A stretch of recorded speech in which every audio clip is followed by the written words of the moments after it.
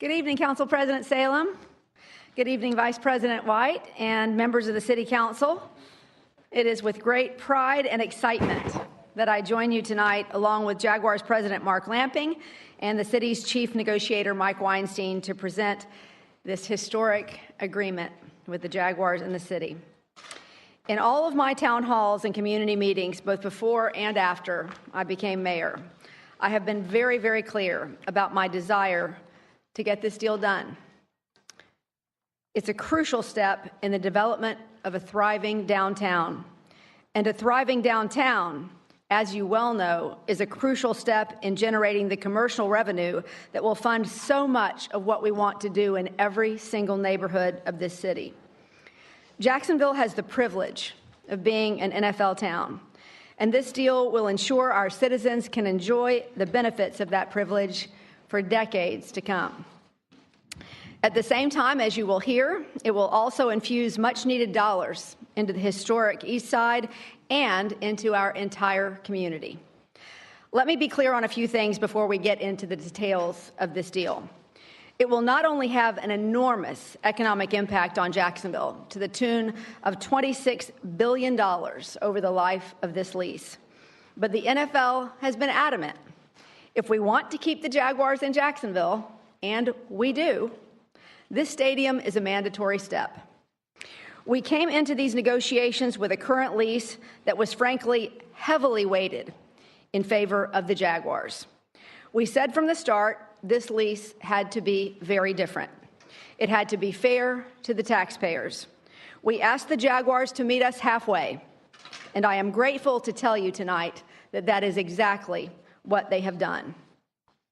I want to thank Mark and Shad for their willingness to move light years from the previous lease, creating with us an agreement that is good for Jacksonville, good for the Jaguars, and one that will commit the team to our city for 30 years, while guaranteeing we will keep at least as many home games for our fans as we have now.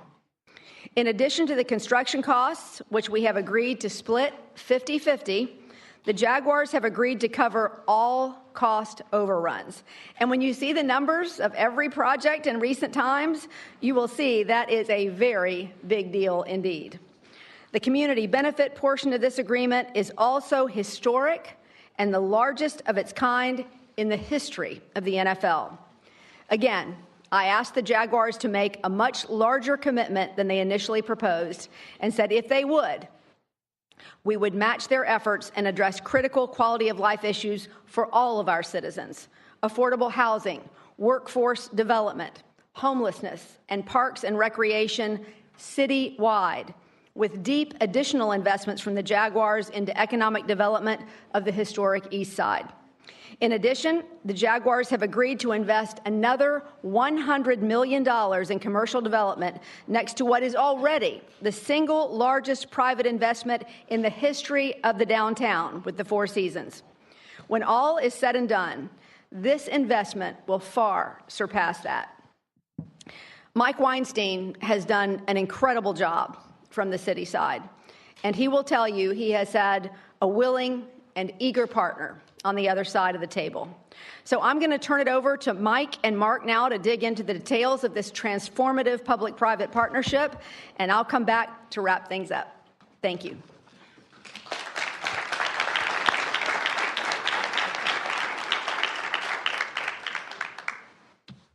Thank you, Mayor, Council President Salem. Thank you all for giving us the opportunity to be here. I know everyone is going to want to talk and dig in to what the deal is. But before we do that, I wanted to try to set the stage if I could, particularly from the perspective of the Jacksonville Jaguars, particularly why we care, why we are participating, and why we want to be your partner. We've heard it before about the potential of Jacksonville and whether we will take advantage of our opportunities to realize our potential. I'm sure you heard that from me many times. Two things about potential. First, be assured, the world sees our potential. When NFL teams visit Everbank Stadium, when we have concert promoters in town, as we just saw with the major shows here this month, the acts that come through Daly's Place, they all enjoy their time here in Jacksonville, and almost to a person, they mention the potential. They also mention the progress. And that's the second thing, progress. We are making progress. The shipyard's development, downtown apartments, our metrics. We're one of the hottest markets in the nation today by any measure. Housing, jobs, startups, tech, cost of living, best places to live. The Wall Street Journal, in fact, just rated us as the best job market in Florida and number 2 in the entire United States. We are starting to see the potential realized. We're growing. We have plenty of room to grow. We have spirit, and there's a lot still left to be unlocked.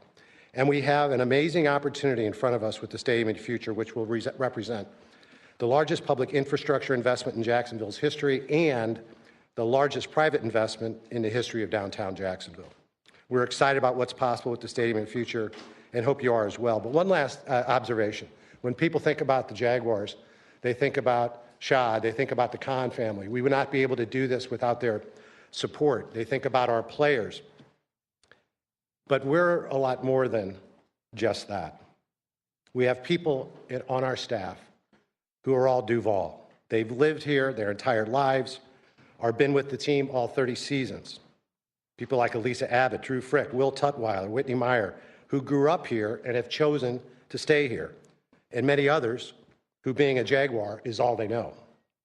And we have people, Chad Johnson, Megan Parry, Mark Sirota, and even me, who were blessed with the opportunity to come to Jacksonville, even though we could have worked anyplace else in the entire United States. We've moved here, we've fallen in love with this community, and it's a place we never want to leave. So we, too, think a lot about what the future of this community holds. We are really excited about what the future holds.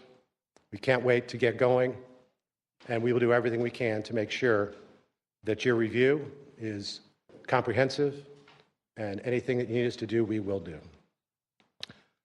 It doesn't come as a big surprise that we're talking about the stadium reaching the end of its useful life. In fact, this chart shows that every single NFL stadium in the National Football League since the inception of the Jaguars back in the mid-90s, either new stadium's been built, there's been major renovations, 3 teams have left their cities to solve their stadium problems. There's 2 stadiums under construction that leaves the Jaguars. We've been through this process. I don't need to belabor this. We spent a lot of time, starting back in 2016, trying to get ahead of this issue because we knew those cities that found themselves in a bad situation with their NFL team, they all had something in common. The lease was winding down, and there was not a stadium solution, and Shad was committed to not let that happen here in Jacksonville. We talked to all the stakeholders. We found out what they like about the stadium, what they don't like about the stadium.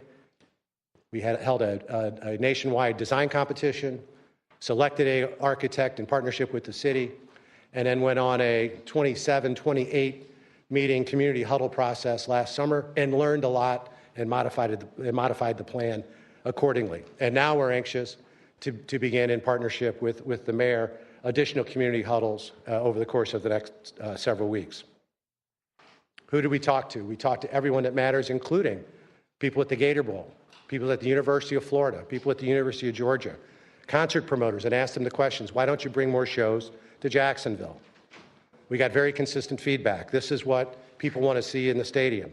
They want to see shade on all the seats. They want to have improved airflow, cover from rain, easier to get from level to level, wider concourses, more and better restrooms, more and upgraded concessions, including local food offerings, more air-conditioned space, not only to meet the needs of our attendees at events, but almost more importantly, that this building can be a 365-a-day building where we have plenty of space for meetings, for trade shows, and the like, and flexible capacity so that we can meet the capacity of the Florida-Georgia game without having to have the city incur the multi-million-dollar expense to bring in thousands of temporary seats.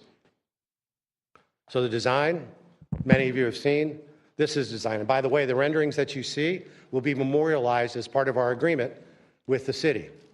What you see is what will be built.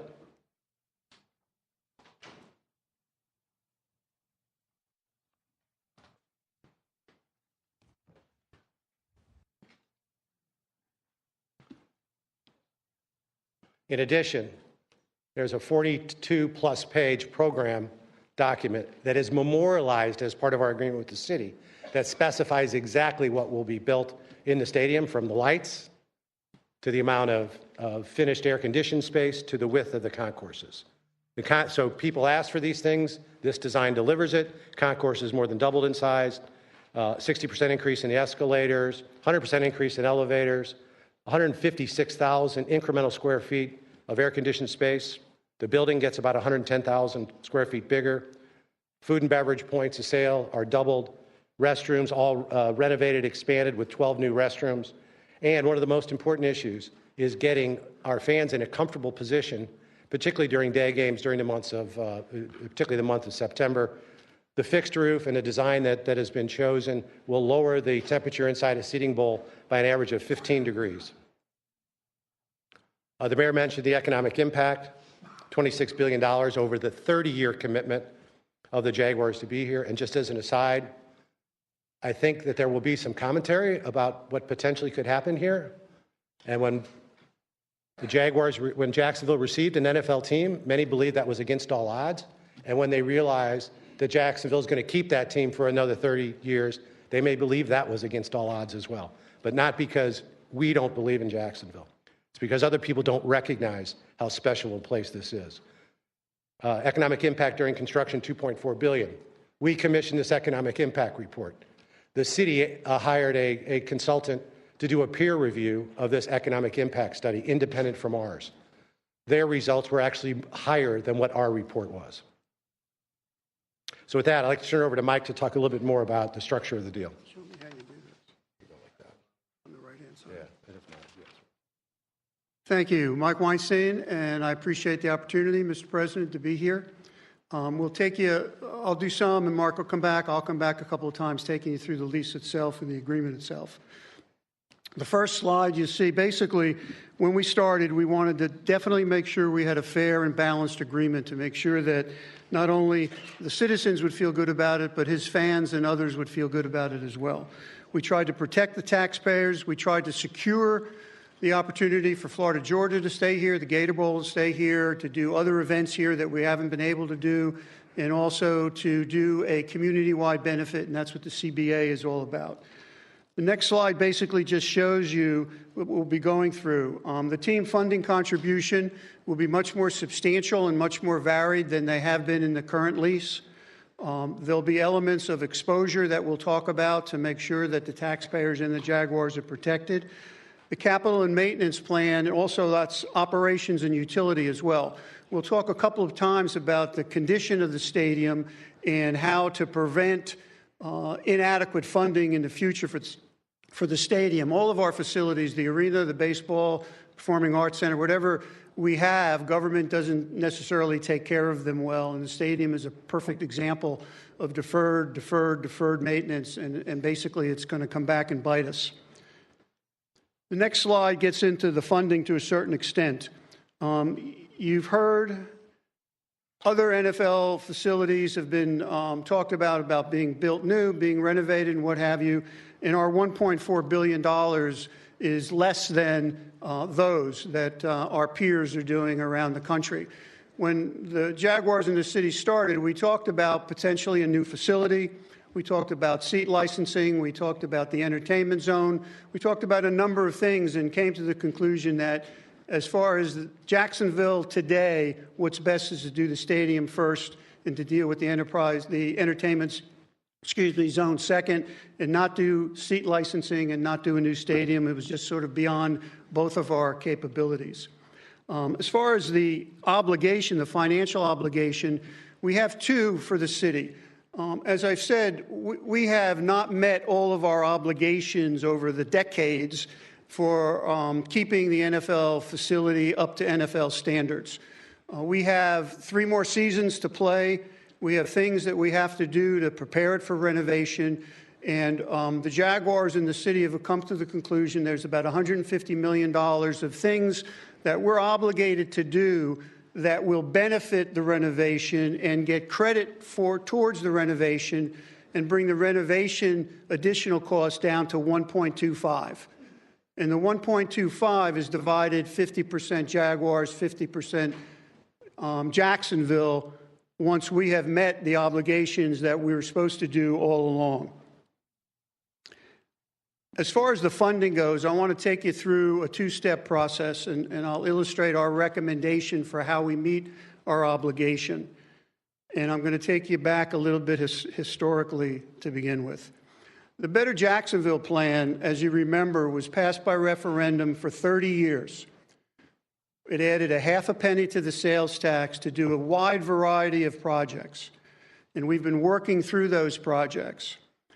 The prior administration came up with an idea that maybe they should end the Better Jacksonville plan earlier than 2030, even though that was the recommendation in the referendum. With that recommendation, the city and the council took projects away from the Better Jacksonville plan and the funding that the half penny was to provide, and put those projects in the capital improvement plan and required borrowing to make those happen. Pay as you go is better than borrowing for it. If we have and then after that referendum, the people voted for a pension referendum to adequately fund the police and fire pension fund, the general employees fund, and continue those 30 years after the Better Jacksonville plan was done. And those 30 years, whether they begin in 2030 or whether they begin in 2026, will adequately fund the pension programs. You can't get more than 30 years. So starting earlier doesn't benefit the programs. They still will get 30 years of pension funds and probably will be fully funded in 24, 25 of the 30 years. Won't take all 30.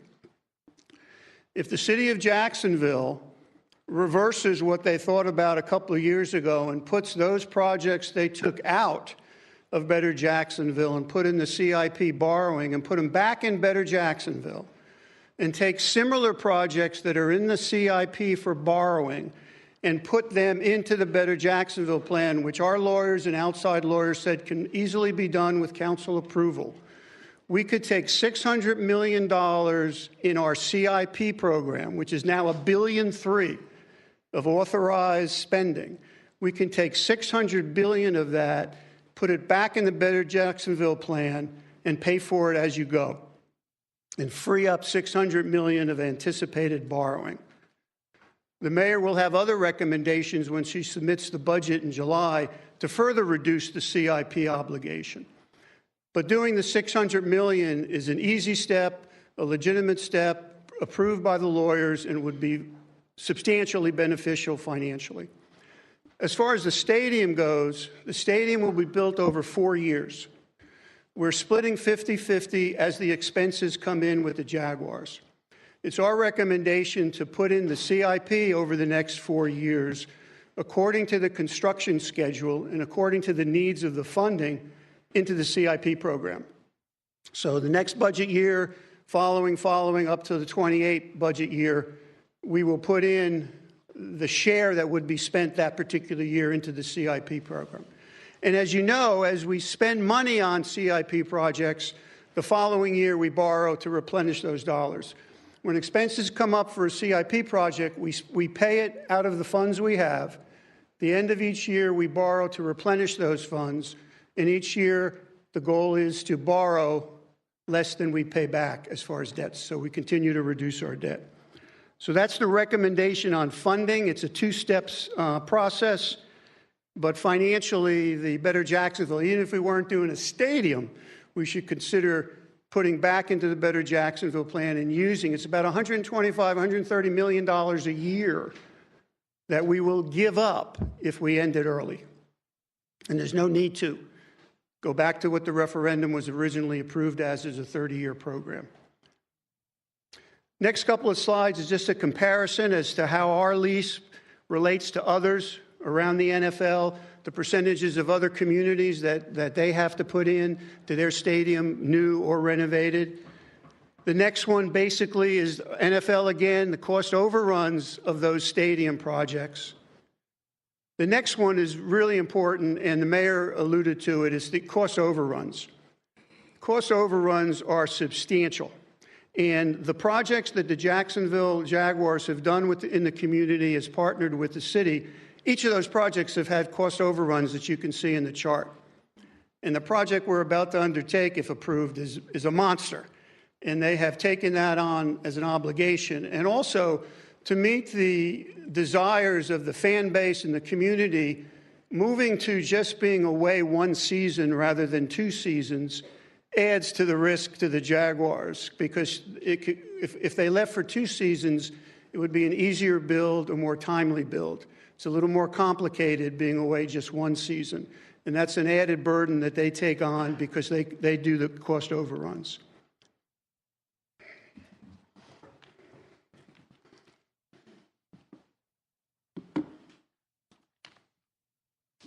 Thanks, Mike. One of the things that was critically important to Shad and the team going into this is that we didn't end up where we are right now, where you spend money on a stadium and you don't adequately fund the capital or the maintenance.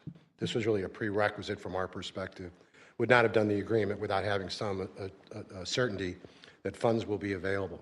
If you look at the left-hand side of this chart, this basically summarizes the $10.3 million in ongoing capital and maintenance expenses from 2023. What's in black is the proceeds from the bed tax. There's 2 cents of the bed tax that are dedicated to capital improvements in the sports complex, with the majority of it going to the stadium. When that's not sufficient, then dollars generally, if they're capital, get into the CIP, and if they're maintenance, they come out of the general budget. And typically there is underfunding, and that's where kicking the can down the road has left us. What we wanted to do as it relates to the new agreement and have agreed is that, number one, this is 5 years down the road. We've seen that the bed tax has grown.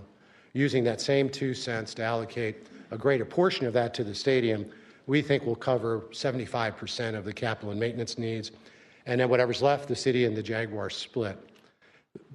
But we weren't just interested in 2028. We were interested in what's going to happen over the 30 years of the lease. What we've arrived at is we've agreed at $15 million a year, growing at 1%. The projections we have done, including what the anticipated maintenance and capital needs will be for the stadium over the 30 years, we believe that that will be sufficient to meet the needs, and as such are prepared to commit to a 30-year lease in the new stadium. Stadium operating and utility expenses, same sort of scenario. Right now, the city is responsible for the overwhelming majority of that, almost 87%. The Jaguars are responsible for 13% in the form of our rent payment. And under the new stadium lease, we wanted to come up with much more of a user model, that those people that go to the stadium, those that purchase tickets, that will generate, and those dollars will stay in the building. So if you begin at the top of this chart, that 28%, we anticipate that this stadium will be hosting more and more events. And what we've agreed, somewhat of a landmark agreement in the National Football League, we have agreed to partner on 100% of those events with the city of Jacksonville. And both of us have agreed that any profits from those events will go back into the stadium. So events come, we work on them together. If they're profitable, the profits go back into the stadium. We think that will cover 28% of the annual expenses. The second piece is surcharges. Fans that attend Jaguar games currently pay surcharges on their tickets, surcharges on the parking. That will continue into the future, and 100% of those user fees then will stay in the stadium to help pay for the operating expenses. Jaguars will continue to pay an annual lease payment, which will stay with the stadium. And then if we're short in terms of what we need, again, we split that 50-50 with the city. So if you look at the entirety of that, this is the carrying costs of the stadium as it relates to capital maintenance, stadium operations, and utilities. As it's currently constructed, the bed tax covers about a quarter of that. The Jaguars' rent covers 6%, with the city responsible for the remaining 2/3. Under the new agreement, 43% would come from the bed tax, 25% would come from rent surcharges and non-NFL events, leaving just 15% for the city and the Jaguars equally.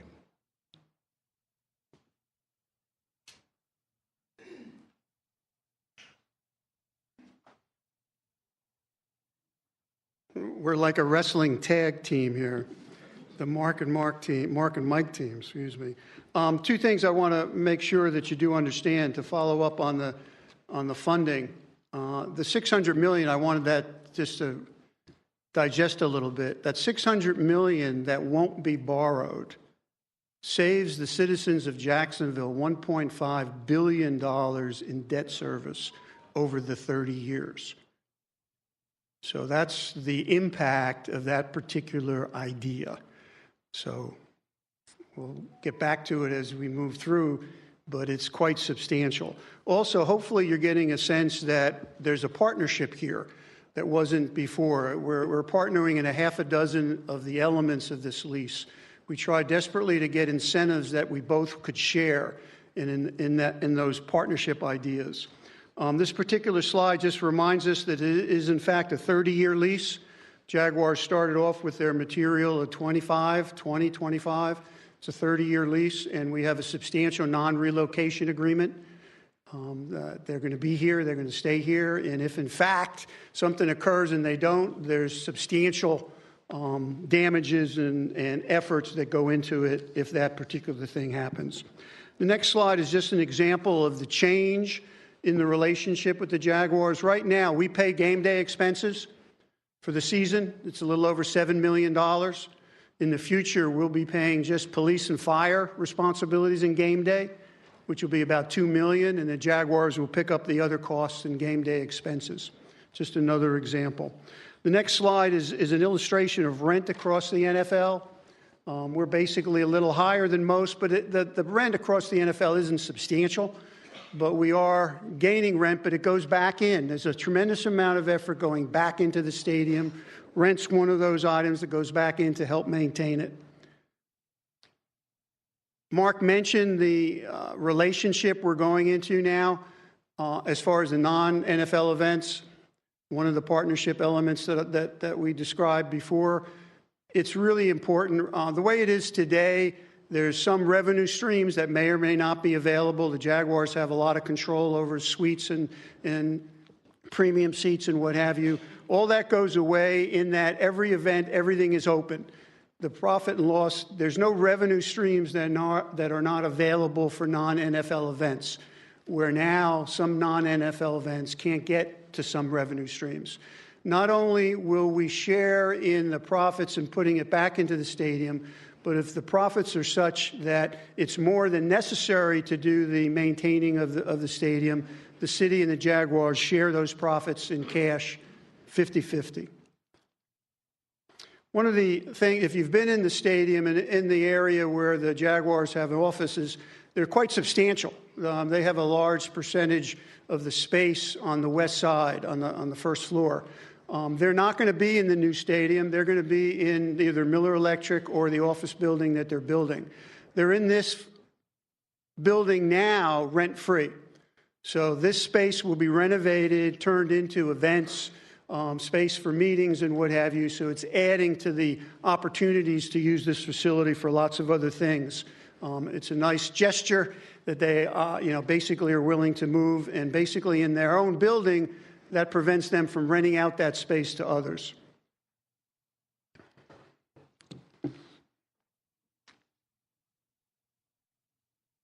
Thanks, Mike. One thing I should have mentioned earlier, as part of our early negotiations, we recognize that, ultimately, if we get to a deal, it should be compared to comparable markets to Jacksonville. So what you're going to see when you see these teams up here, those are the eight smallest NFL markets with the exception of Green Bay. Consistent with our current lease, the city will have approval rights for naming rights, and we will agree on any prohibited advertising categories, but also consistent with our current lease and consistently across the National Football League, the Jaguars will retain all NFL game day advertising and naming rights revenue. Parking remains relatively unchanged. This was sort of an interesting aspect of bifurcating any development outside the stadium. From the stadium renovation itself, we certainly hope and believe that that type of development has to happen at some point, but agreed to the city's request to separate these early on. What it did is it eliminated the number one concern we received from our supporters when we did all of our huddles last year, which is what's going to happen to my parking. So parking doesn't change. Certainly hope it changes at some point in the future, but that'll be subject to negotiations with DIA, the mayor's office, and ultimately here in front of the city council. International games, a lot of talk about this. This is not specifically addressed in our current lease. It will be addressed in the new lease, and basically we're protecting the status quo, which is we will have the option, not the requirement, to play up to one game a year. And as exists right now, the National Football League has a requirement that they can ask all 32 teams, to move a game from their home market as part of the international series, a maximum of once every 4 years. They have not asked us to do that yet. We haven't shown the inclination to play more than one game in the past, and this certainly creates a floor that there will never be fewer than 7 home games each year. In all likelihood, there will be more.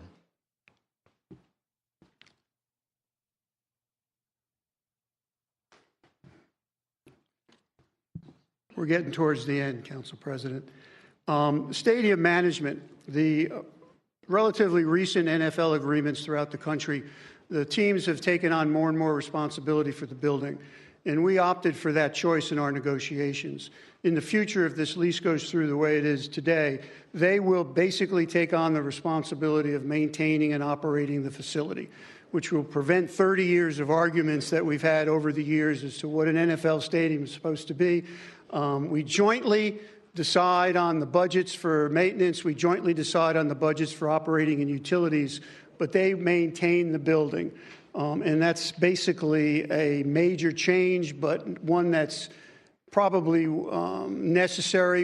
If the Jaguars decide to hire an outside manager, operator like ASM or competitor, we jointly decide who that will be. So we're in it together and we manage it together, but they have the responsibility of keeping it up, so we won't be having arguments throughout the years as to what ultimately needs to be done. But remember, the budgets each year for maintenance, utilities, and capital are approved by both of us. So we have a responsibility to make sure this facility is maintained. There's more money going into this facility. The Jaguars are putting money into the facility that they didn't before, but it's because we're trying to maintain it and get 30 years useful life. We mentioned Florida, Georgia. Between the two of us, Mark and I, we've been in constant contact with both schools. They're engaged and involved with every decision as far as the layout of the stadium. They agreed to the capacity. They're very excited about the future, and both schools have committed to me that as soon as this is a done deal, that we would start on the extension agreements going beyond. The agreements we have now with the Gator Bowl in Florida, Georgia end at 25. So we would be negotiating a 28 and on extension. But they're in it, and they're very excited about it.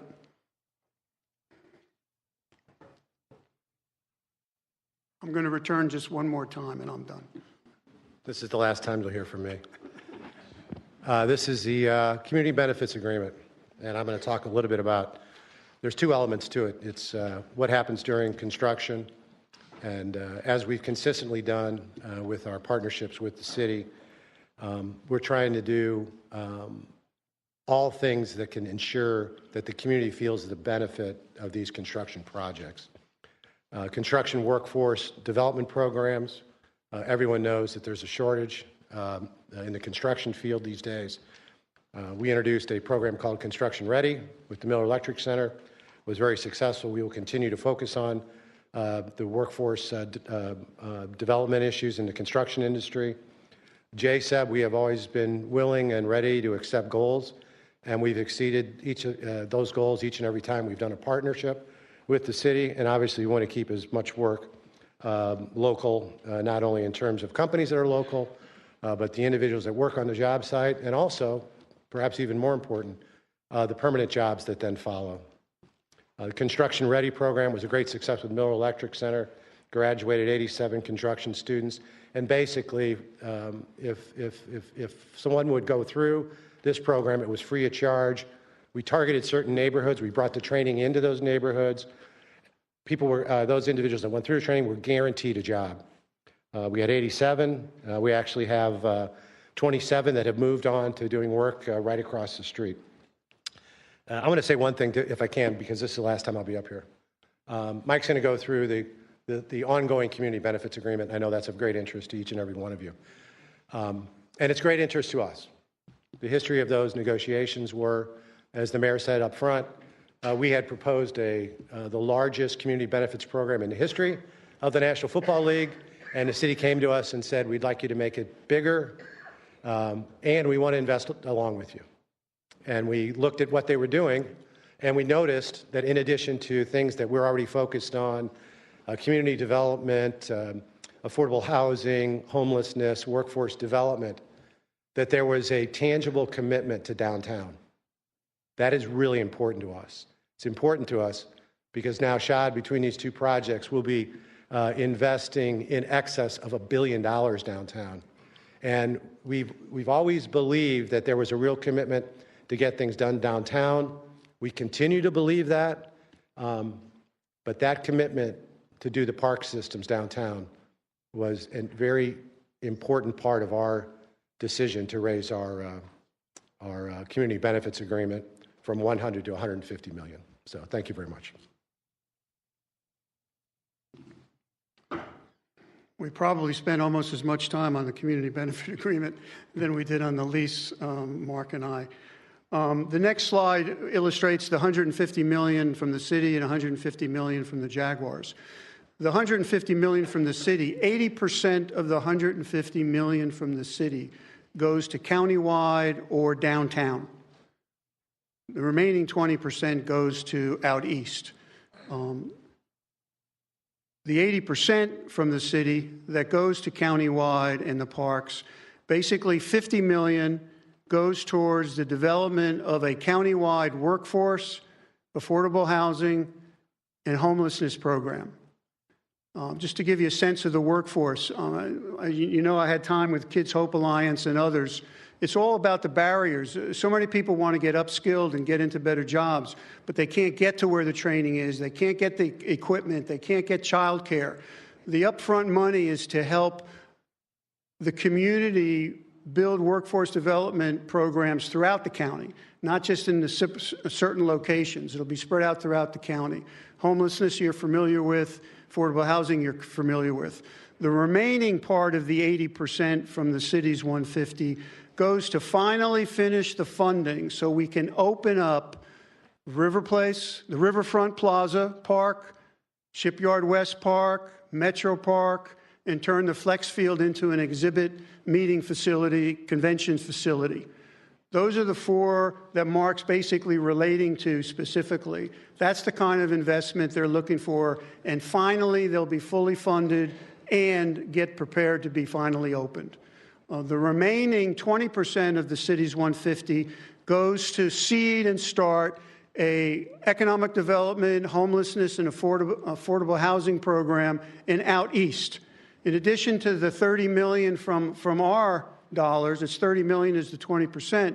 The Jaguars 150 is split evenly between out east for economic development, homelessness and affordable housing, and countywide workforce, affordable housing and homelessness. As the Jaguar money comes in over time, it's split 50-50 into those efforts. They were very interested in their neighborhood to the north. They wanted to make sure two things: downtown commitment and do something substantial for out east. We felt that if we're going to do out east, we need to do it in a way that it's a pilot project, and if it's successful, we can move it to other parts of the community. But rest assured, the majority of the city's 150, again, goes to countywide activities. Mark had mentioned, and I think the mayor may have also, that part of this is, as we went on and on with discussion, and the mayor really wanted to get a head start on the entertainment zone. She wasn't happy that we didn't take care of it up till now. But the Jaguars have agreed to continue to develop along the property that they're already doing the Four Seasons in their office building, and as said before, build a minimum of $100 million development next to the Four Seasons to continue that extension. The city felt that's something we really wanted to do, and we agreed that we would participate. They already have property rights to that particular piece of property they're talking about, and that development would be done no later than 4 years after the stadium opened. Next steps, it was mentioned that not only would you have to formally approve this if you desire, but then it goes to the NFL. They have a meeting in October. It takes 75% of the owners to agree a lease agreement for any team throughout the area.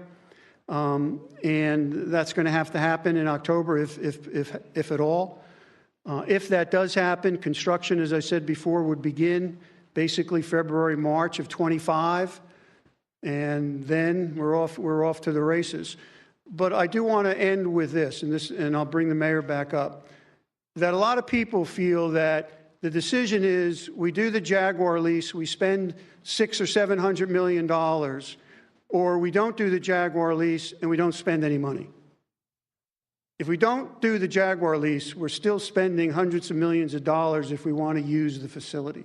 The facility's 30 years old. It's been neglected. If we want Florida, Georgia to stay and the Gator Bowl to stay and have other events, we can't just let it sit. So it's not no money or a lot of money. It's a lot of money or substantial money, but not quite the same. So we need to make sure you as a group, but also the community understands that it's our building.